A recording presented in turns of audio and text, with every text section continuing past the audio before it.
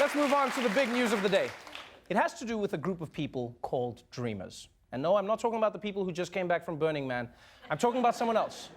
Dreamers refers to a group of nearly 800,000 young people whose immigrant parents illegally brought them to the US when they were children.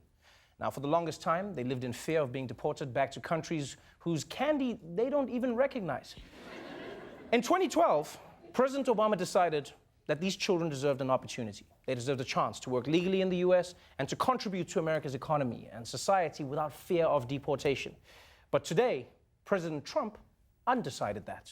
Close to 1 million people in limbo. President Trump has ordered the rescinding of DACA. But he left it up to his Attorney General, Jeff Sessions, to break the news. We are people of compassion and we are people of law. But there is nothing compassionate about the failure to enforce immigration laws. Very smart, President Trump. How do you soften the blow when telling the kids the bad news? You get one of Santa's elves to do it. Nicely played. Nicely played. Plus, he can sneak in through the chimney to deport them. I see what you did there. Now look, technically, Jeff Sessions is correct.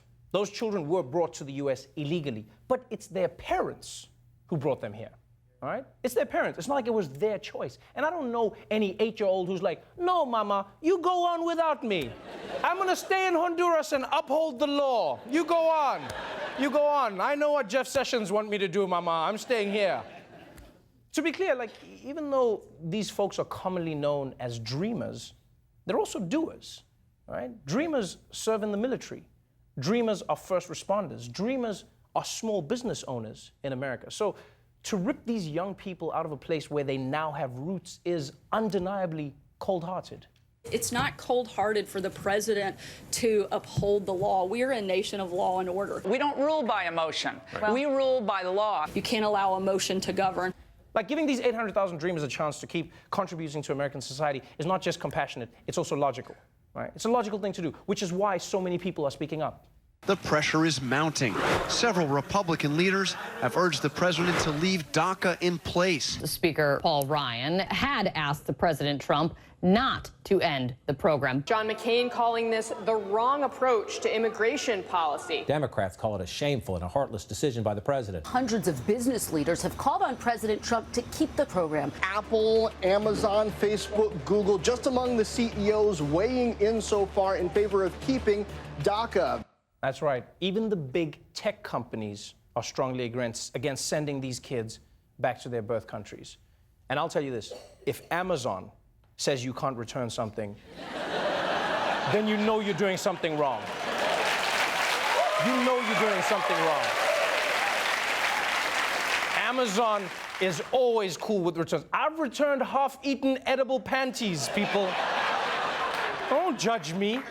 Don't judge. You don't know how much you're gonna need. You eat and then you're like, no, I'm tired now. I'm like, then you fall asleep wearing them and then you send them back. Anyway, I sent them back. Now, of course, because killing DACA is so unpopular, Trump doesn't want to take the blame himself. It's what Trump does, which means in classic Trump fashion, he's handing it off to someone else. The president is punting the fate of these hundreds of thousands of dreamers to Congress. Well, I have a great heart for the folks we're talking about, a great love for them. And people think in terms of children, but they're really young adults. I have a love for these people, and hopefully now Congress will be able to help them and do it properly. You know, if you really love someone, putting their fate in the hands of Congress is a pretty weird way to show it.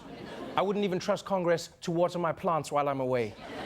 Mitch McConnell will be giving excuses like, well, we intended to water the plants, but our plant watering initiative included money for Planned Parenthood, so we had to let it die. And also, just by the way, if we go back to Trump, I love how Trump is like, actually, they're not really kids. They're young adults. They're not like children. Yeah, but when 39-year-old Don Jr. tries to collude with Russia, Trump's all like, he's a good boy. He's a good kid. He's a baby. My little baby. My baby. Mwah. My baby.